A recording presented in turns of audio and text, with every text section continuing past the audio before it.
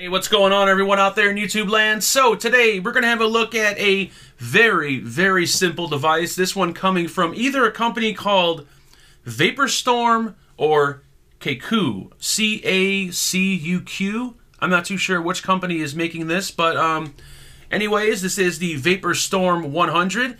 At the moment, I got the new EXO iJoy. What is this thing called? The EXO XL tank from iJoy. Vaping this thing at 80 watts. Got it loaded up with some banana bondage. Let's have a vape.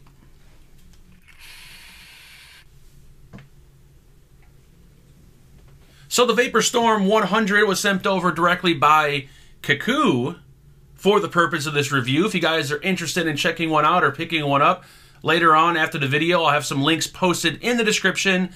Now, the price tag on this one, I'm not too sure because a few days ago it was $30 on the website, and now it says $48. So I'm not too sure what's going on with the price, so I'm going to say it's anywhere between $30 and $48. So this is a pretty simple device, so we should be able to get through this one pretty quick. So I'm going to cut it short. What we're going to do is we're going to dive down, get up close and personal. We'll jump back up, go through some pros and cons, and I'll let you guys know exactly what I think. Let's have an up-close look at the Vaporstorm 100, or the Storm 100. I'm not too sure what they're calling it. I noticed there are two different names for this device, but we'll call it the Storm 100. Presentation box, pretty standard. On the back, just some features, a few specs on the box. They also include a micro USB cable. It's a charge cable and a firmware updating cable. Little user manual goes over some of the menu features and the specs. And then, of course, the device itself. The Storm 100 is made of a combination of zinc alloy and 304 stainless steel. It does measure 75 millimeters tall, 55 millimeters wide, 22 millimeters thick. It does weigh in at 181 grams. Starting at the top, we do have this Fat Daddy Veritube style 510 connection, 304 stainless steel. Does measure 22 millimeters in diameter. You can see we have channels cut out for the airflow. Down in the center, a gold-plated spring-loaded 510 pin. And as you can see there, the pin does have quite a bit of travel. Now, because this is a 22 millimeter platform, it's really only going to look good with 22 millimeter and below. If I screw on my 22 millimeter Goon RDA, you'll see it does sit nice and flush. We don't have any overhang.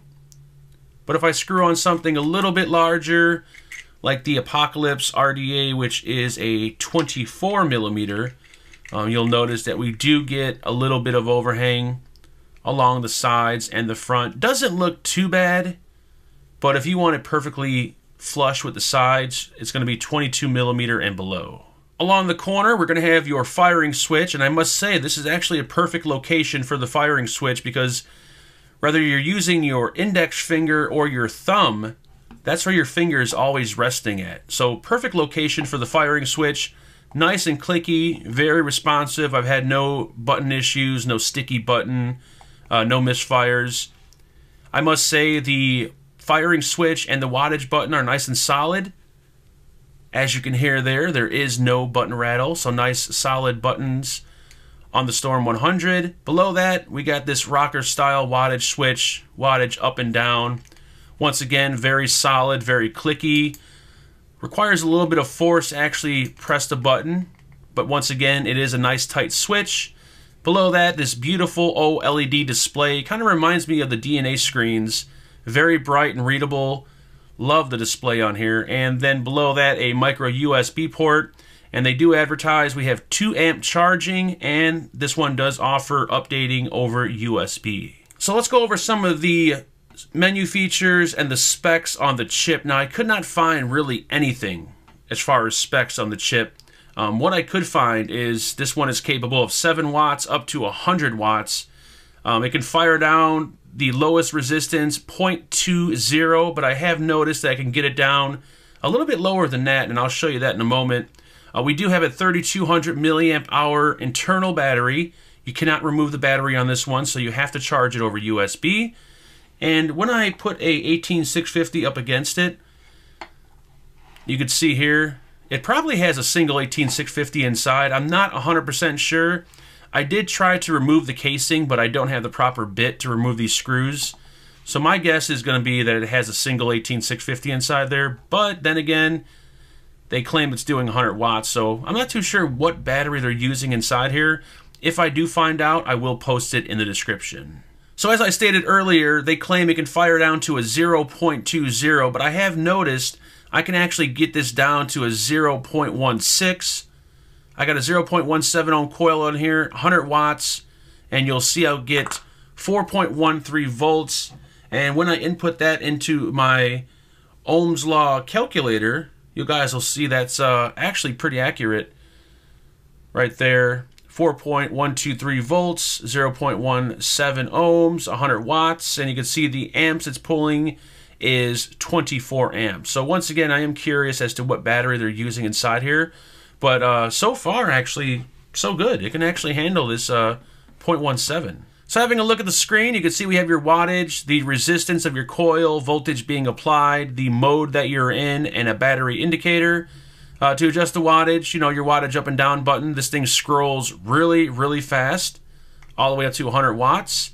Now to go between the different modes, 1, 2, 3 of the firing switch, 1, 2, 3, you'll see that we're in Ni, nickel for temperature control, 1, 2, 3, Ti for titanium, 1, 2, 3, stainless steel 316, 1, 2, 3, and then back to power mode. So when in temperature control mode, it will go all the way up to 600 degrees Fahrenheit, and it will go all the way down to 200 and, I'm not sure actually, 200 degrees Fahrenheit. If you want to jump into Celsius, 2 clicks of the firing switch, 1, 2, puts you in Celsius, 2 more clicks, back into Fahrenheit. Now one thing about temperature mode is you cannot adjust the wattage in temp mode. So for instance, I do have a stainless steel coil on here at the moment. 1, 2, 3. Let's jump over to stainless steel. 200 degrees. You can see the wattage is around 25 watts. And if I crank it up a little bit higher, usually I vape around 420, 480. Let's go to 430.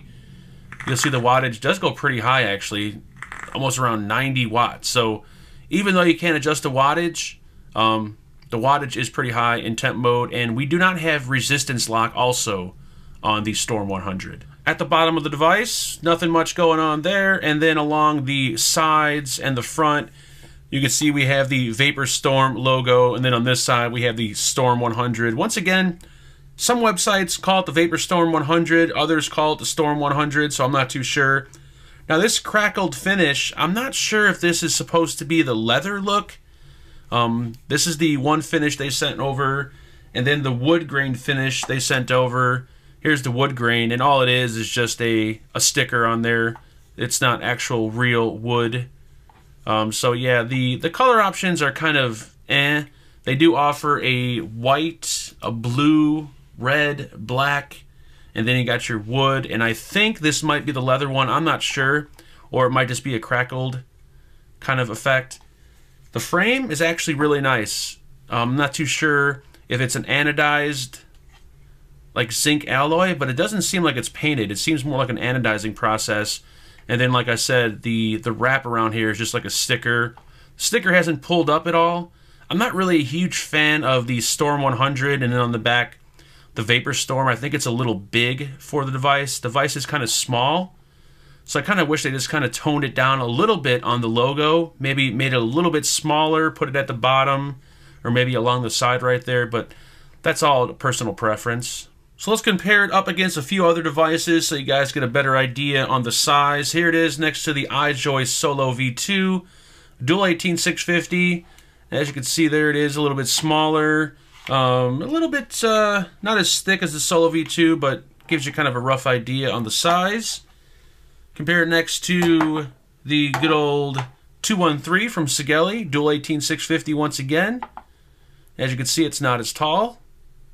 And then if we compare it next to the IPv6X, once again, not as tall. It is kind of a short, kind of stubby device. Alright guys, so that's pretty much going to be it for the up close and personal. Let's jump back up and let's have a vape. Alright guys, there you have it, up close and personal with the Vapor Storm 100. At the moment, got the SE1 tank sitting on top, stainless steel coil, vaping it in temperature mode. 460 degrees. Let's have a vape.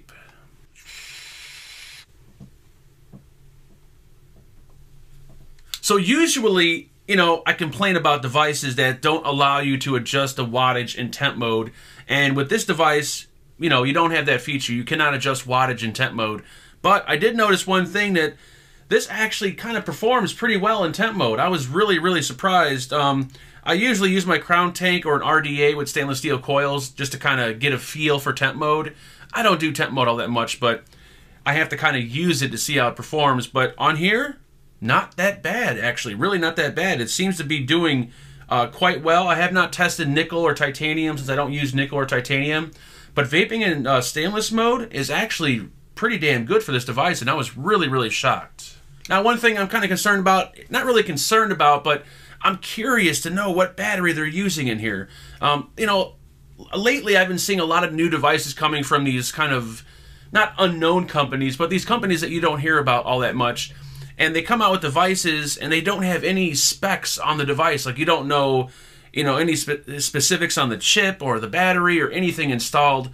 And same thing applies to the Storm 100. You know, they just say a 3200 milliamp hour battery. They don't tell you much of anything else. They don't tell you the voltage. They don't, you know, the minimum resistance 0.2, but I found out you can go to a 0.16 or a 0.15. So I would like to see these devices or these companies start listing more specs so that the user actually knows what they're vaping on. So it looks like it would be using a single 18650, but they're saying it can do 100 watts. So I don't know any devices that use a single 18650 that could do 100 watts. So my guess is either it's underpowered or, I don't know, they're using something different inside there. So once I find out from the company, I will put it in the description. I can tell you one thing, that it does seem underpowered when you're vaping it at 100 watts.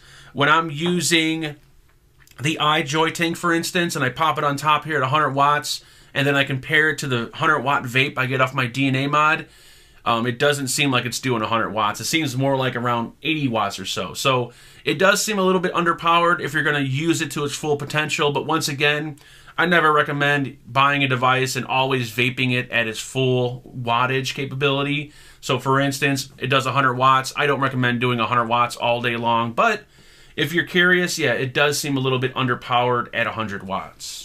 So let's go through some of the pros and cons on the Storm 100 or the Vapor Storm 100. I'm not too sure what they're calling it. The box says one thing, the website says something different. So anyways, Storm 100 pros. Pro number one, I was actually pretty shocked about this. It actually is a solid feeling device. It's got weight to it. It's got weight. It doesn't actually feel like it's a single 18650 inside there. It's like a chunky, heavy device, and it has no rattle whatsoever. No button rattle, no nothing. Beautiful. They did a great job, actually. Pretty solid. So, gonna give it a thumbs up for that. The next pro is it is simple. This device, it cannot get any simpler than this. This is just, you got wattage mode, temp mode, that's it. There's no adjusting the wattage. There's no resistance lock. There's nothing. No screen rotation, nada. Just put your atomizer on and vape, which is how I like it. So I'm going to give it a thumbs up for that. The next pro is the location of the firing switch. Beautiful location. Whether you're using your thumb or your index finger, great location. At times, I do sometimes want to, push on the wattage button just because I'm used to all the other devices having the button along the side, but I think they picked a great location for that firing switch in the corner right there. So very comfortable firing switch. The next pro is going to be the screen. Reminds me of the DNA screens. Beautiful. It's not, it doesn't have colors and all the jazz and all that, but it's bright. The font is large. It's easy to read. It doesn't have all this nonsense on the screen that you don't need.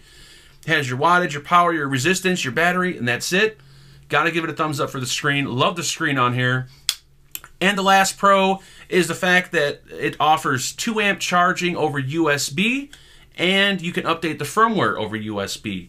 Now, I didn't have a way to necessarily test the 2 amp charging, but they do state on the website and in the manual it does 2 amp charging, so that is a bonus. So it does charge pretty damn quick. I don't think there's any firmware updates out there at the moment, but it does have the option. So in the future, if anything happens, they can come out with some firmware updates. So Gonna give it a thumbs up for that. So there are the pros. Let's go through some of the cons. Con number 1, you cannot adjust wattage in temp mode.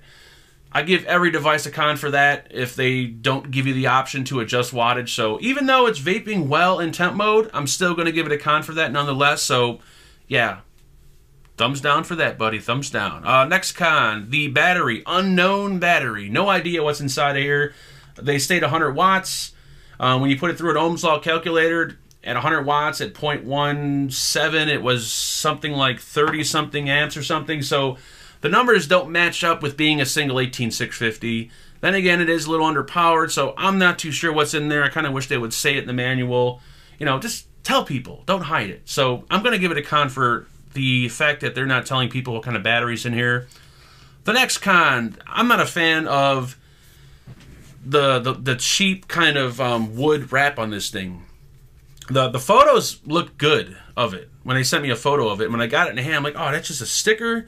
So yeah, I think the wood color wrap and the big logo of the Storm, Vapor Storm. I mean, we got Storm, Vapor Storm on both sides. Just put it on one side. You don't need to have it on both sides. But I think just the straight black or the straight red or the straight white is a good choice. But this this wood color is kind of ugly, and this.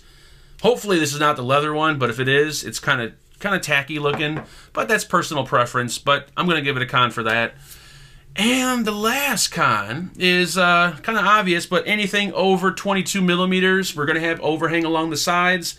It is a smaller device. It does do 100 watts, but it would have been nice if we could do 24 millimeters without overhang. Once again, it only affects if you have, like, you know, OCD. If you don't care about overhang, you could put anything on top of here. You could put a 30 millimeter on top here if you want to, but 22 is going to be the limit if you don't want any overhang. So, going to give it a con for that. All right, guys, so there are the pros and the cons. I'm going to have a vape in temp mode and wattage mode at the same time. I got the iJoy tank in wattage mode, and I got the SE1 tank in temp mode. What I got in here? I got banana bondage in here, and I got looper in here. This should be an interesting vape. Let's have a vape. Ooh.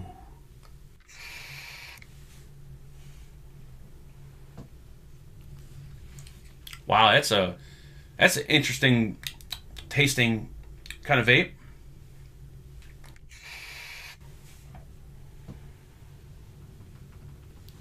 So at the end of the day, would I recommend the Storm 100? The answer is going to be actually, yeah, this is a nice little kind of pocket device, kind of set on your nightstand device, leave in your purse device, not an all-day style device. Like, I wouldn't use this all day. Also, like, you know, for maybe the newer style vapor, someone who's kind of becoming a little bit more experienced, someone who wants to try temp mode and doesn't want to have to go through all the menus and learn all the, you know, this and that.